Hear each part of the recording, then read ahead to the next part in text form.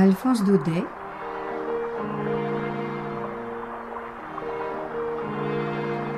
Les lettres de mon moulin. Les étoiles, récit d'un berger provençal.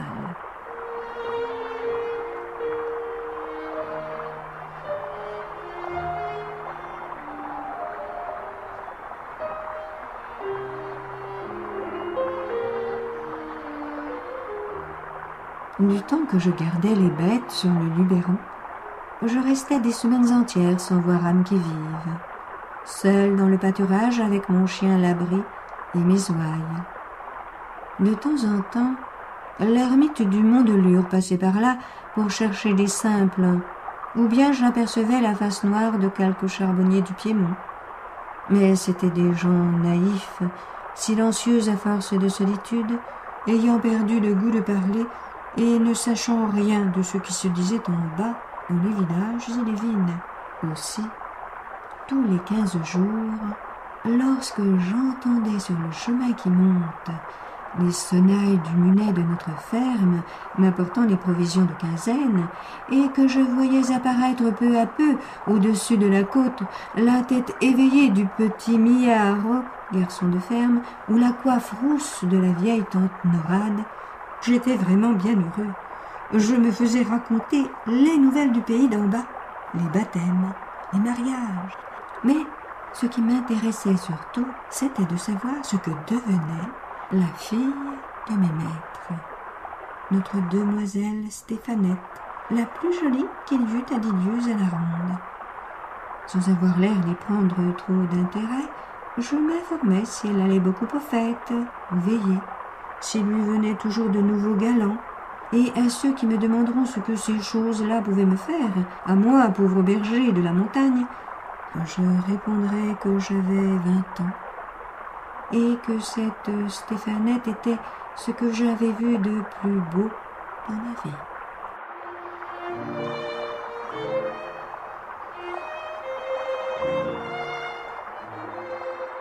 Or, un dimanche que j'attendais les vivres de quinzaine, il se trouva qu'ils n'arrivèrent que très tard. Le matin, je me disais, c'est la faute de la grand-messe. Puis, vers midi, il vint un gros orage, et je pensais que la mule n'avait pas pu se mettre en route à cause du mauvais état des chemins. Enfin, sur les 3 heures, le ciel étant lavé, la montagne luisante d'eau et de soleil, j'entendis parmi l'égouttement des feuilles et le débordement des ruisseaux gonflés les sonnailles de la mule, aussi gaies, aussi alertes qu'un grand carillon de cloche un jour de Pâques.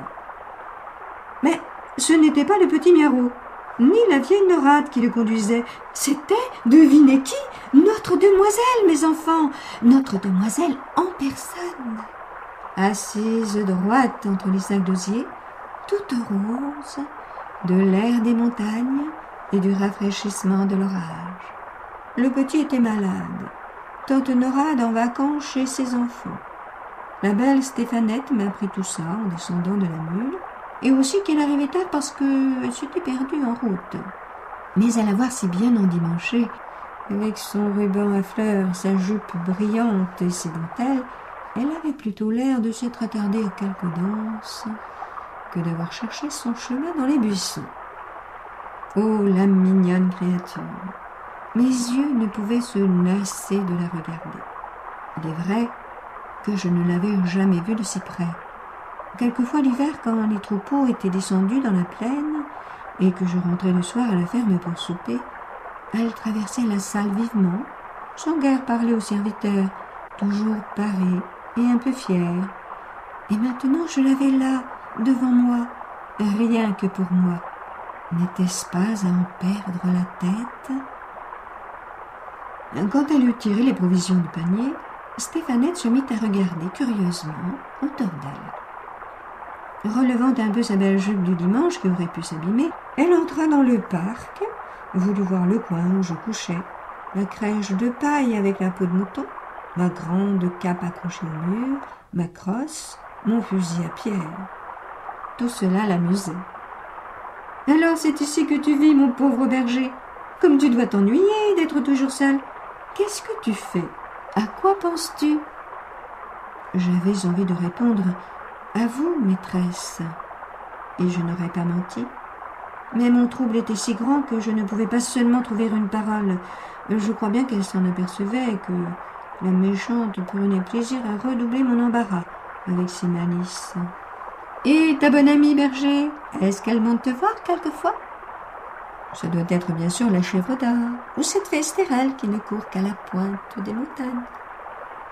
Et elle-même, en me parlant, avait bien l'air de la fée Estérelle, avec le joli sourire de sa tête renversée et sa hâte de s'en aller, qui faisait de sa visite une apparition.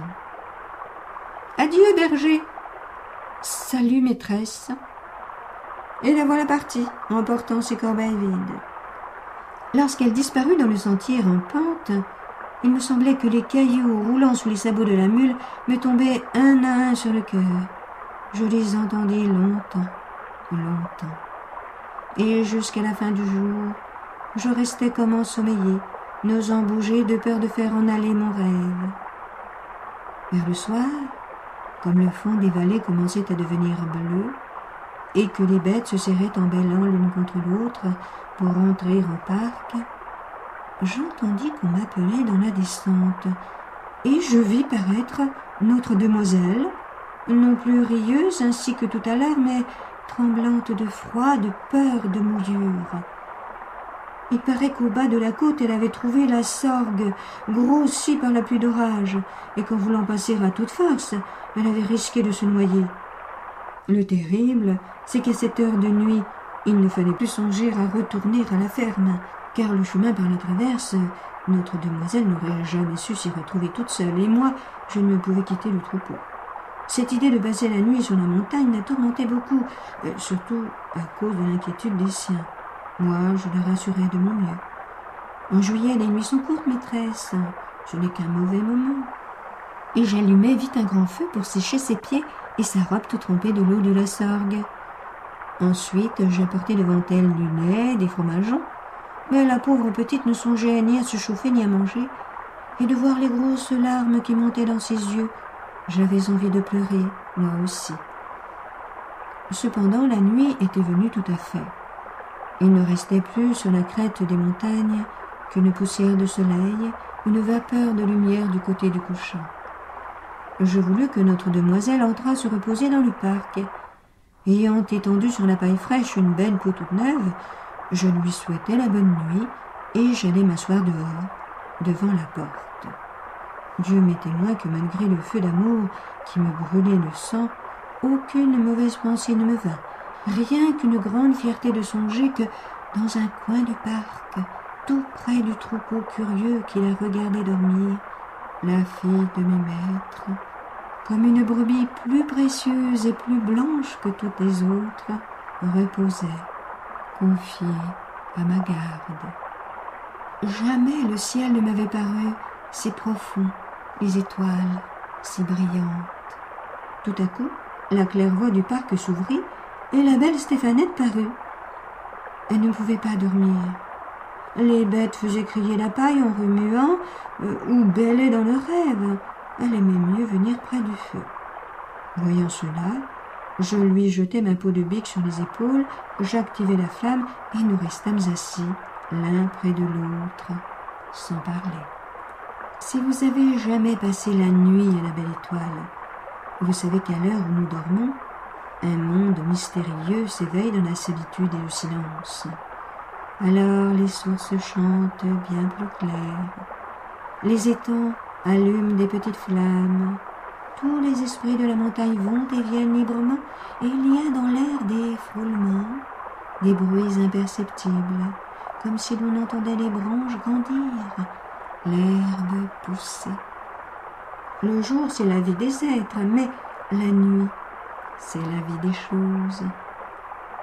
Quand on n'en a pas l'habitude, ça fait peur. Aussi, notre demoiselle était toute frissonnante et se serrait contre moi au moindre bruit. Une fois, un cri long, mélancolique, parti de l'étang qui luisait plus bas, monta vers nous en ondulant.